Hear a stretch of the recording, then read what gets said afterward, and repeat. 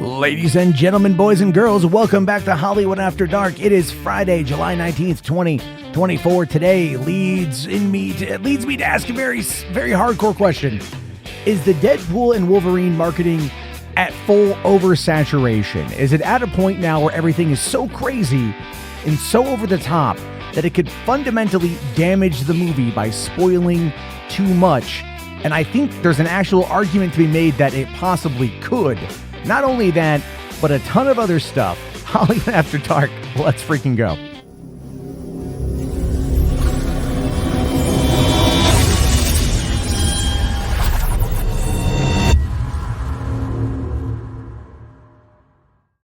Hey, what's going on, everybody? How you guys doing? Welcome back to the show. Hope everyone out there is having themselves a fantastic Friday. Hope you're not too hot.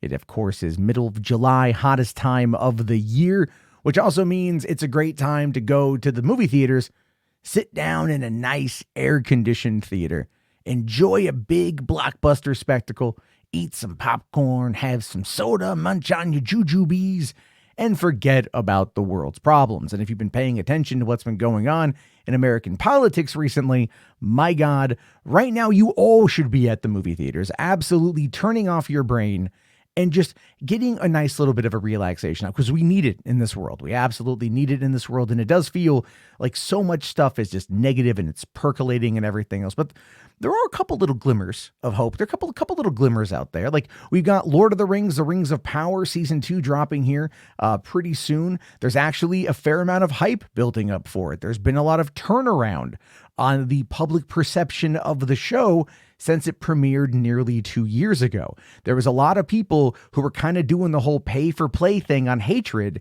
And now, as more people have seen it, as more people have come around to it, we're starting to see a little bit of that sentiment change, which is actually really good, because what it goes to show you is that, quite frankly, in this world, sometimes you got to give things a chance to grow on you, to build an audience. And we are very much in a world now, and we have been for quite some time, where if something doesn't pop right away, if it doesn't land right away, if it doesn't blow up right away, then it's worthless. It's pointless. You cast it aside. It's up to the fans to elevate the content. It's up to the fans to do the good word of mouth, okay? To spread the gospel, if you will. That's what it's up to. And that, of course, is why Hollywood After Dark exists. I really do feel like I'm here trying to elevate some stuff, get you guys to talk about stuff, which is also why I do top movies from 1990. I'm going to be doing the next 10 years here over the span of the next couple weeks. So be sure to check that out. Also got the Overlooked Hotel, new episodes coming next week, talking about movies you might not have seen in a long time or never seen. Of course, these are just kind of brief overviews, talking about what I like about them. Full on deep dives, like movies like Late Night with the Devil, Blair Witch, Lake Mungo, Strays. Not To Be Tuesdays, that's the other thing. But in that Strays, we're working on all that stuff. That's, of course, all part of the Hollywood After Dark community here, the stuff I make for this channel. And then also we do have the Hollywood After Dark Premium, which is channel membership, which does get you access to ask questions for Feedback Friday, as well as other things I'm working on. It's coming down the pipeline. I'm just trying to sort it out. I know I don't want to overpromise and underdeliver. I'm terrible at that, but I'm working on it. But then we do also have the Discord link here. You guys can take a picture of this with your phone, scan it. There's a QR code, join up the Discord, or the link is in the video description if you haven't done that yet. So anyway, a lot going on. I want to start off with something I wanted to cover the other day, and I feel we need to talk about this because as a purveyor, as a fan, as a lover of physical media, and a person who's very happy to see that physical media is kind of getting a little bit of a second life in recent years, albeit pretty much only through Walmart as far as major retailers go, we are seeing a little bit of an issue with 4Ks. So a new report was put out by one of the Twitter accounts. That would be the UHD or the Ultra HD Blu-ray Twitter account. And this is what they had to say. They say here that while UHDs share the overall disc market, that have been, or their share of the overall disc market has been rising year over year, reaching roughly about 16.2% of unit sales in 2023, which isn't great considering that 4Ks are everywhere and it's still only 16.2%. This growth is occurring within a rapidly shrinking physical media market. Initially thought to be holding steady, the deeper analysis that they put out reveals that 4K Blu-ray sales are actually declining, albeit less sharply than the standard Blu-ray and DVD formats. Right now, DVDs absolutely usurp the sales, but like both Blu-ray and 4Ks combined, they completely usurp it. It's so crazy.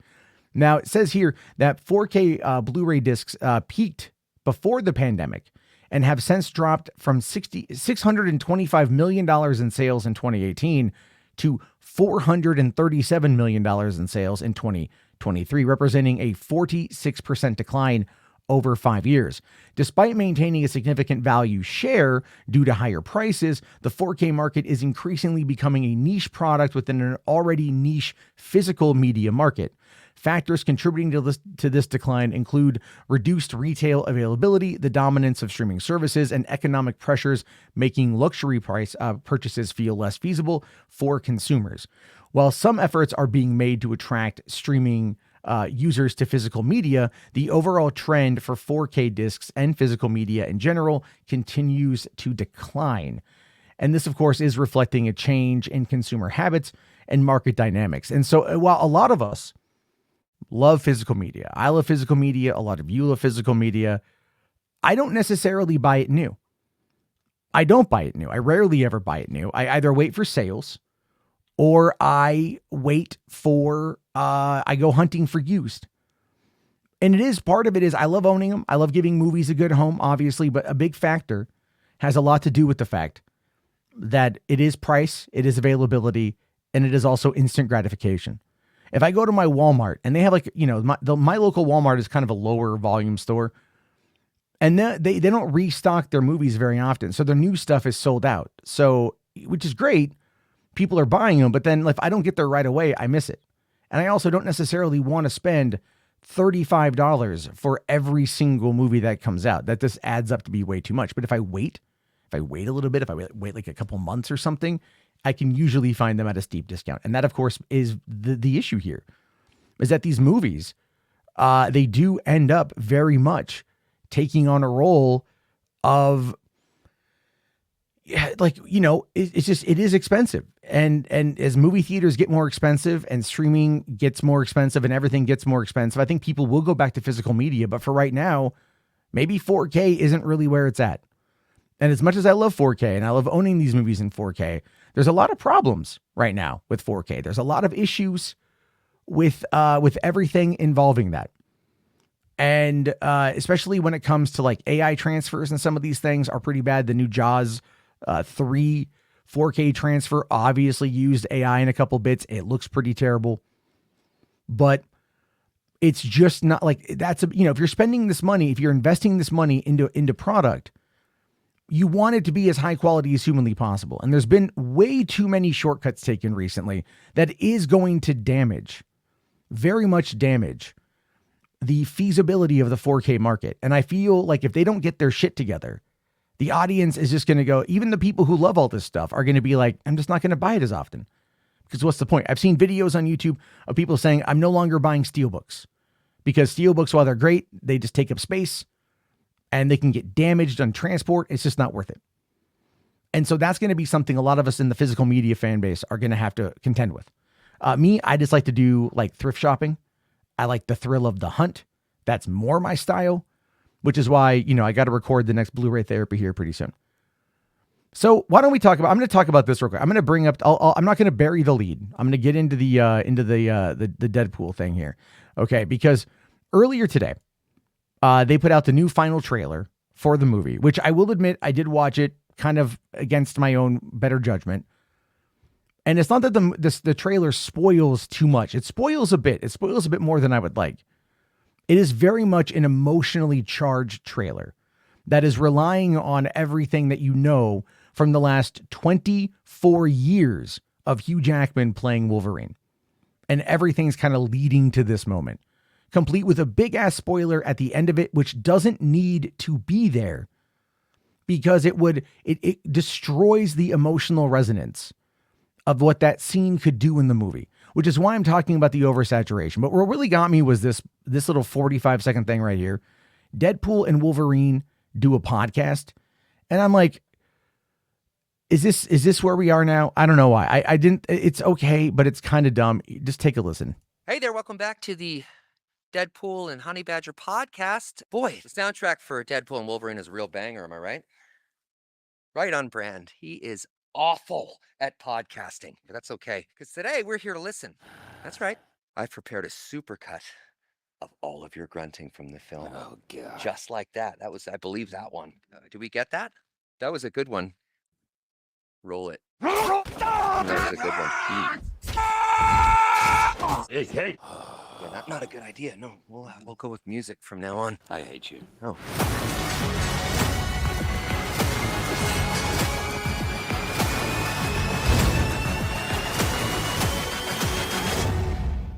Hey there, welcome back to the Deadpool and Honey.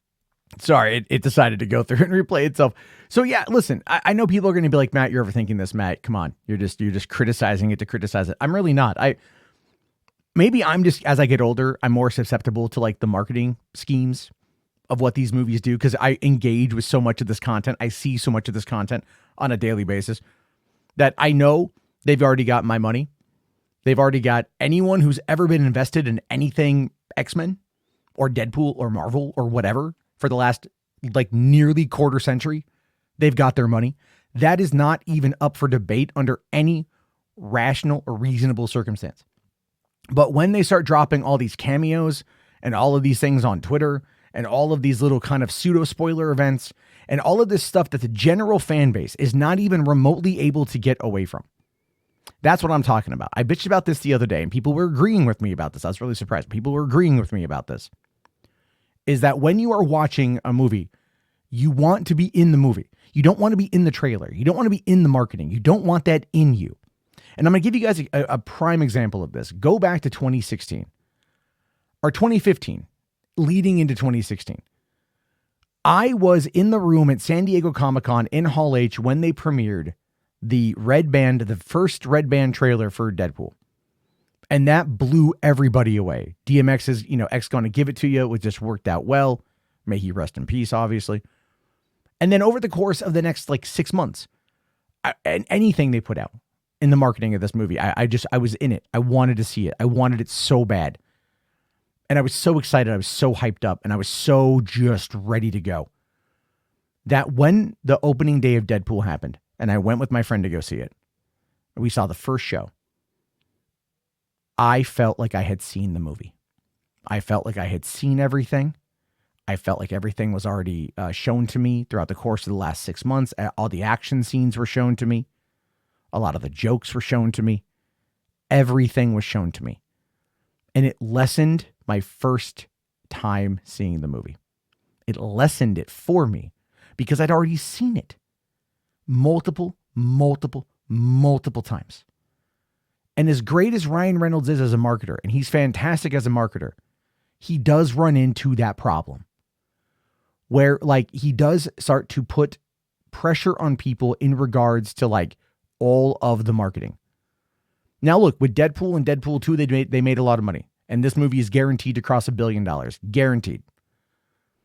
But I'm wondering, when I go see the movie, when I watch it next week, will I be kind of minimized in my viewing of it? Will it be lesser for me because I've seen this stuff? In some cases, I haven't been able to get away from. People retweet it. Some of these accounts just run with it. There's headlines on freaking Variety right now about the big spoiler in the trailer, right? It's all over everywhere. People aren't given an opportunity to not see it. They're not given an opportunity to see it without being spoiled, because it's everywhere, because spoiler culture is so goddamn prevalent, and we know it's prevalent because it works.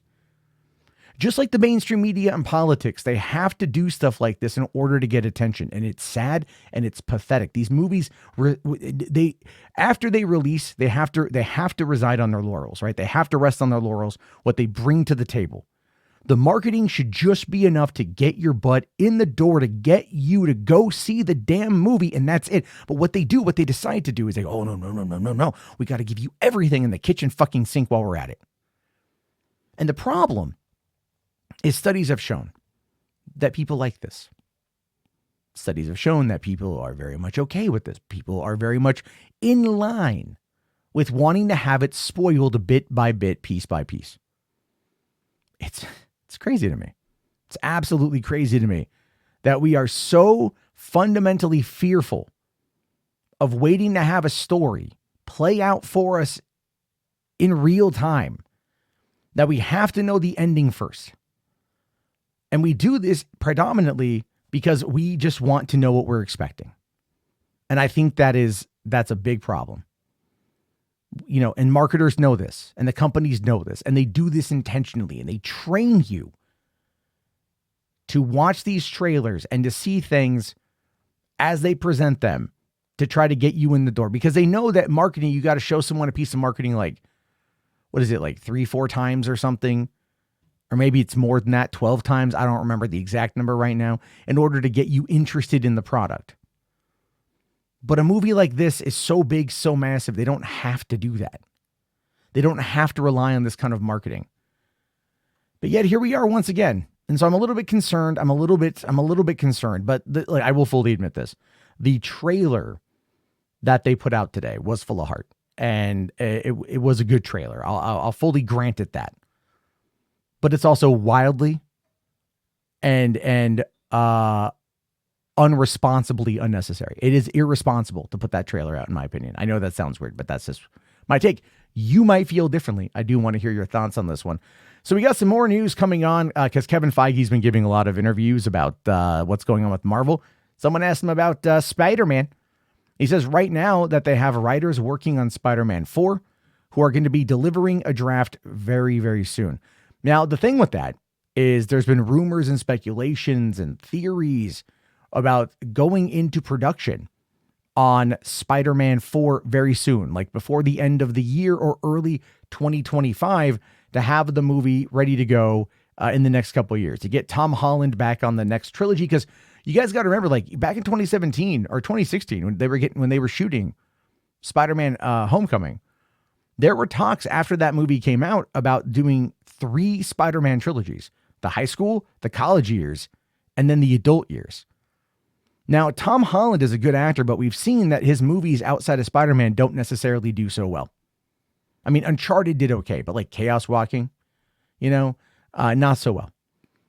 And so I think for him, he's realizing that that's going to have to be his life for the next 15 years, probably, which he may or may not want. I mean, at this point, he's got more money than he'll ever be able to spend in his lifetime.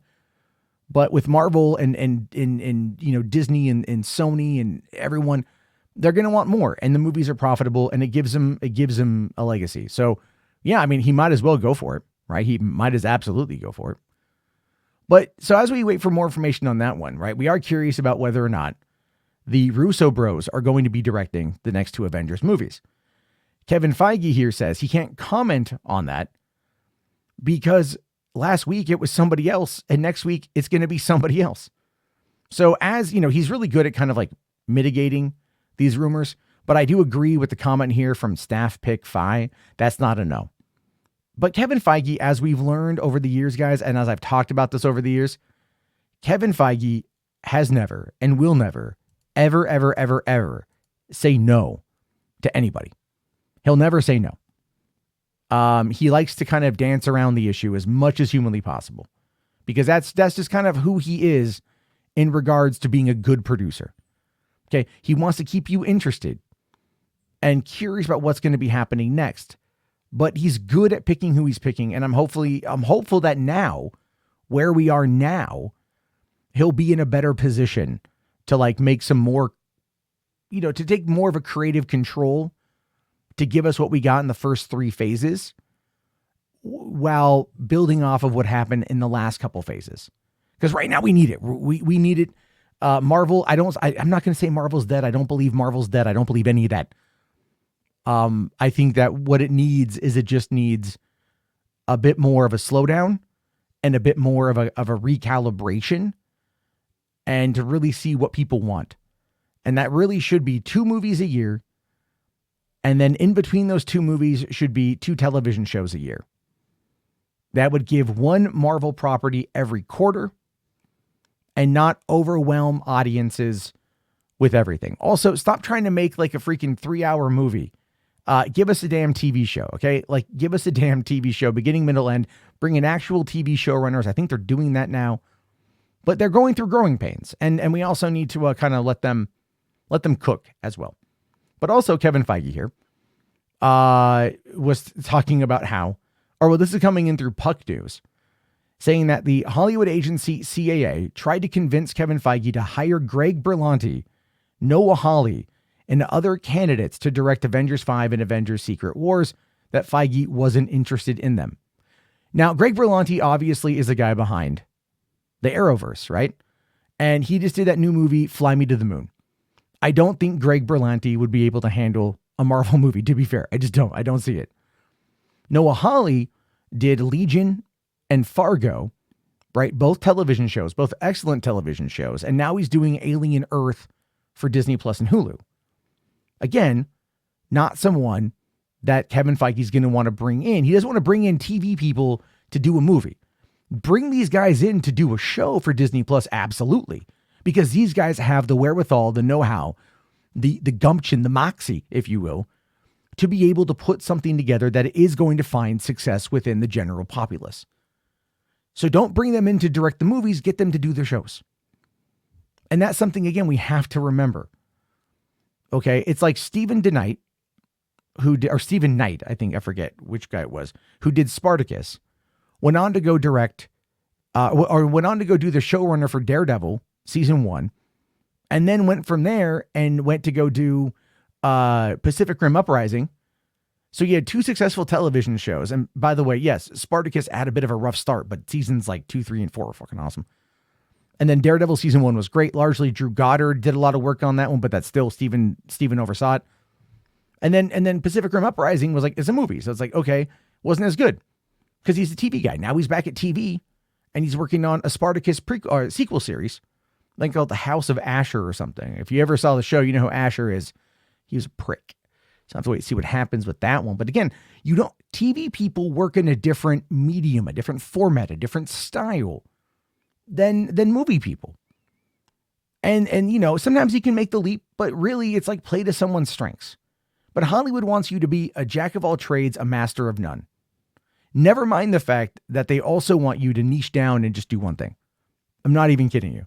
It's so weird, right? It's so weird how Hollywood operates because they don't know what they're doing half the damn time. I swear to God.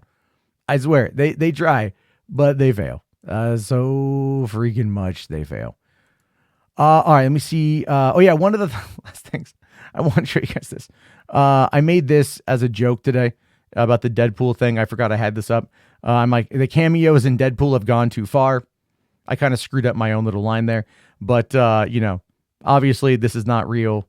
Obviously this is very poorly photoshopped, and obviously I should be canceled immediately for making it on my phone because I thought it looked funny, to be fair.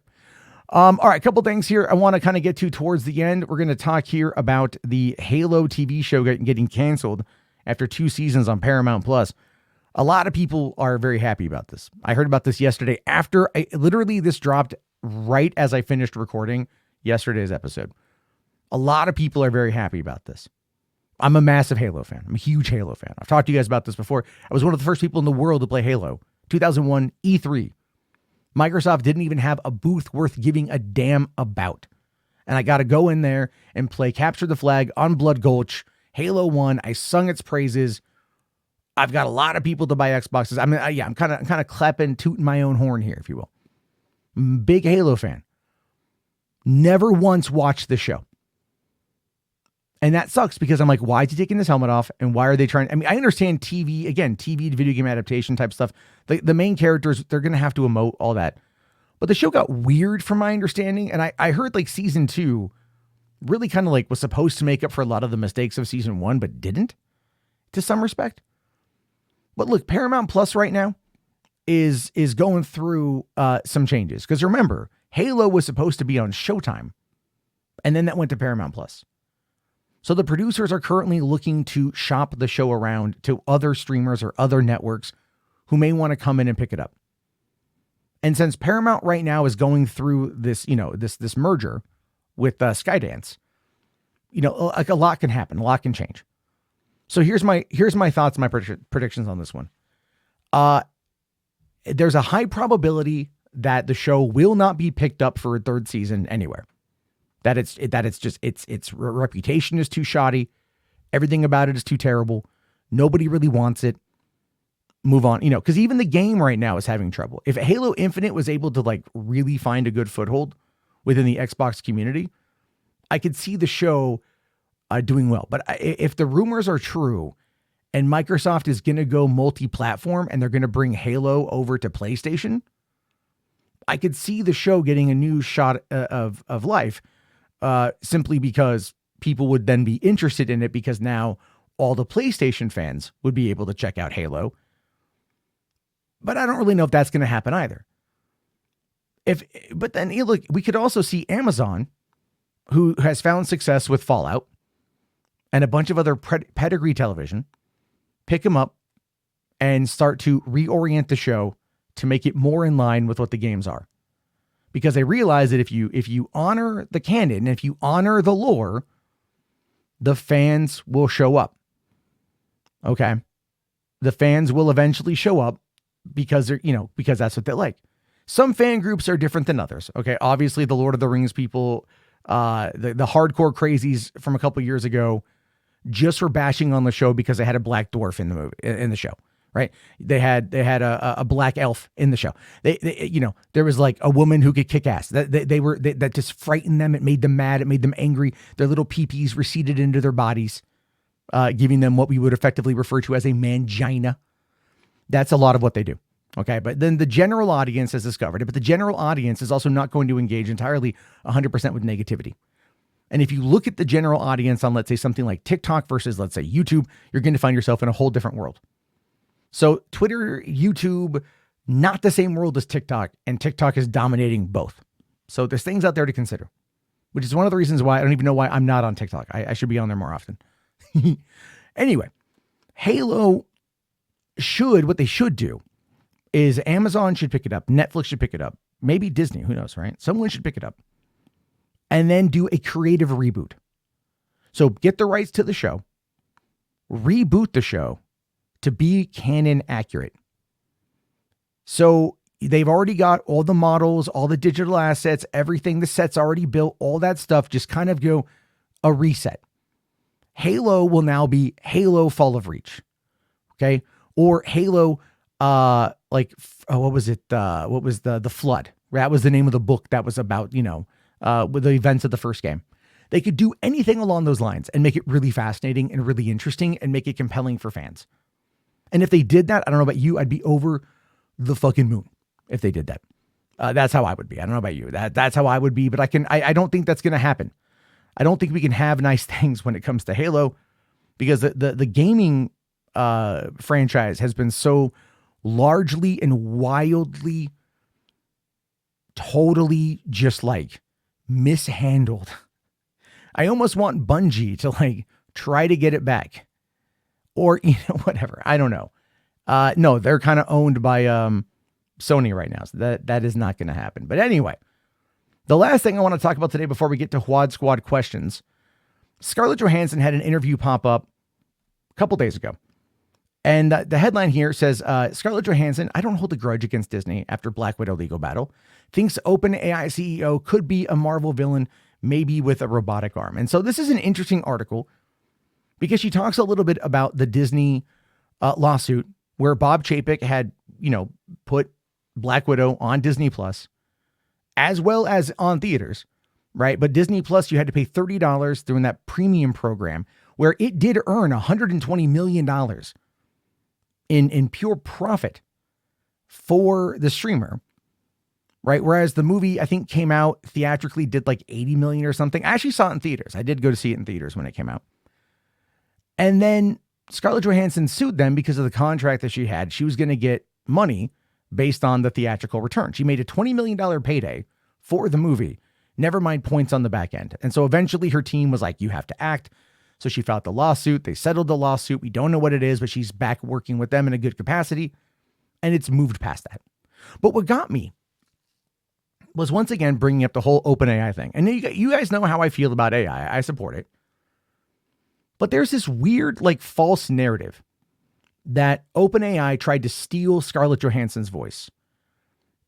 And that's been debunked time and time and time again. I've debunked it myself. So she brings it up again in this interview. I'm sure the interviewer brought it up, and then she's talking about it from her perspective.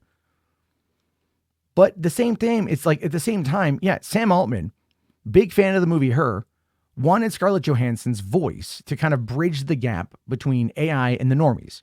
Okay, like tech bros and the normies wanted that to come together. Makes all the sense in the world. She declined.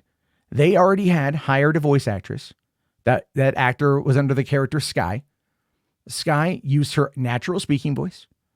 They paid her to do all that. It didn't sound like Scarlett Johansson.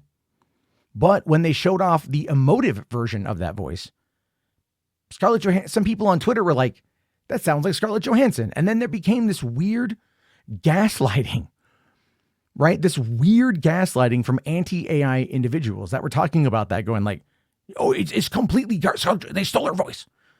And then she like put out this statement about that. And again, it's like they responded and they said, no, they'd already hired the actress. They'd already recorded her voice lines. They'd already built the software.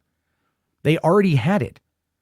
They were just wanting, Scarlett Johansson to kind of, to bridge the gap, to have that star power to come on over. That's all it was. But she makes it out to be this big thing because people were gaslighting her into believing that. So it's kind of weird. And so she brings it up again. And of course, no one's going to refute it. No one's going to debunk it. No one's going to break it down. No one's going to tell the truth. So I keep saying I'm the most honest man in movie punditry because it's true. I will at least tell you what's going on. If OpenAI screwed up and if they stole the voice, I would absolutely accuse them of that. But they didn't. But they didn't do it. But it doesn't matter because people don't actually want to know the truth. And that's I guess you could say my QAnon, whatever the hell you want to say, right? I don't know. Looking forward to the comments on that one. But to finish up today, I want to bring up the HWAD squad. Okay, our good friends for the Hollywood After Dark Premium people, channel members, asking some questions. First thing here, Music Man asks, what did I think of the worldwide internet outage? And what other films am I looking forward to or seeing? This includes fast films like Rocky, as well as the films this year. So, last night there was the CloudStrike internet outage that happened, right? It was like the blue screen of death. I guess today is called like International Blue Screen of Death Day. It grounded a ton of flights. I was actually up at Seattle International last night picking up a passenger, and when that happened, and so I'm thankfully like they were already landed, so like it was fine.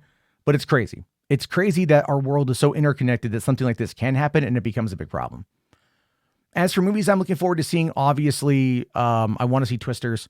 I want to see Deadpool.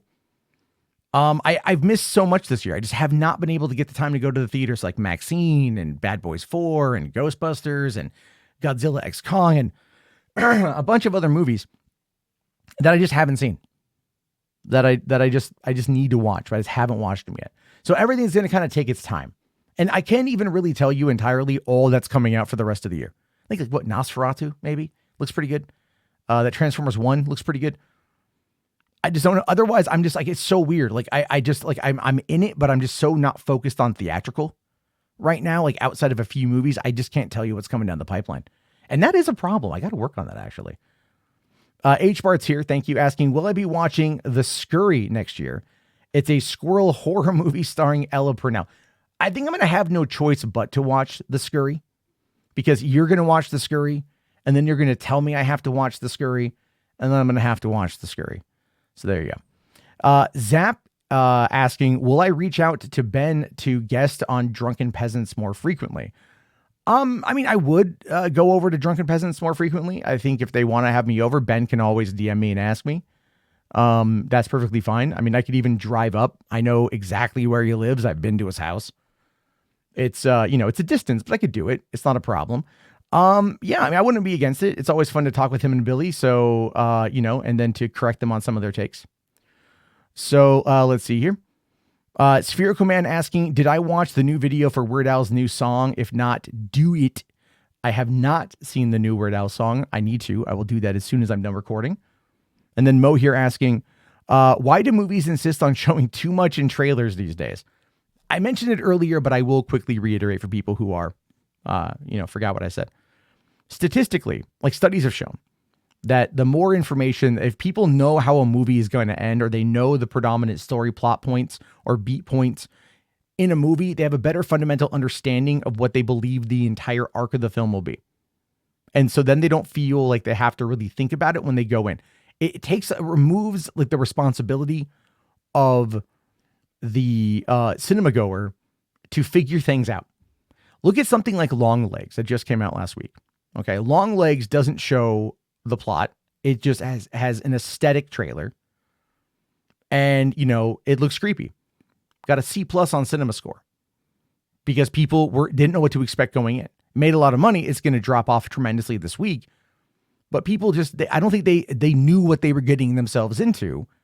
And I think that challenged some conventions. And when that challenges your conventions and you're asked what your rating on a movie is as you're walking out of the cinema and you don't know what to think about the movie, you're going to give it a C rating because you're like, I don't know.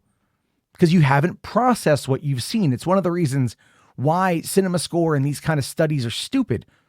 Because people need time to think about what they watch, to process what they watch. It's difficult in many ways to watch a movie and then immediately come back over and do like a review of it.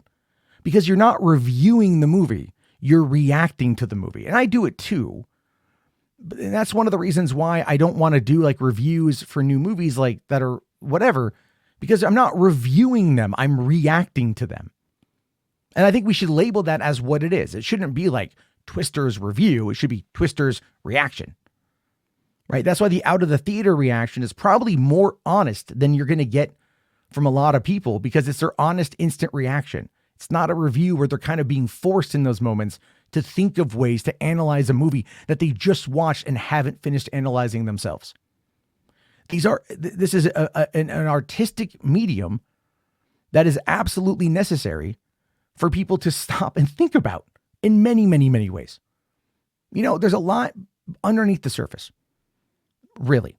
And that is what I try to get into with the Podio commentary, but those are for movies that are largely older, or at least been out. I can watch them a couple times or, whatever, think about them in a way that's going to be more insightful rather than just nitpicky. And if you watch like Red Letter Media's Half Out of the Bag, it's nitpicky. You watch CinemaSins, it's nitpicky. A lot of the stuff is nitpicky because the people who are watching it haven't had the time to fully digest what they've seen. And in a world where you're completely inundated, bombarded, assaulted with new media, 24 hours a day, 7 days a week, 365 days a year, it becomes nigh impossible to be able to fully comprehend what it is that you're watching. But anyway, guys, thank you all very much for hanging out with me today. I do appreciate that. Be sure to go and check out Deadpool when it comes out next week, obviously. I don't know if I'll be on any more episodes this weekend. If anything else happens, I'll probably maybe do a short episode. But if not, I'll be back on Monday with another episode of Hollywood After Dark.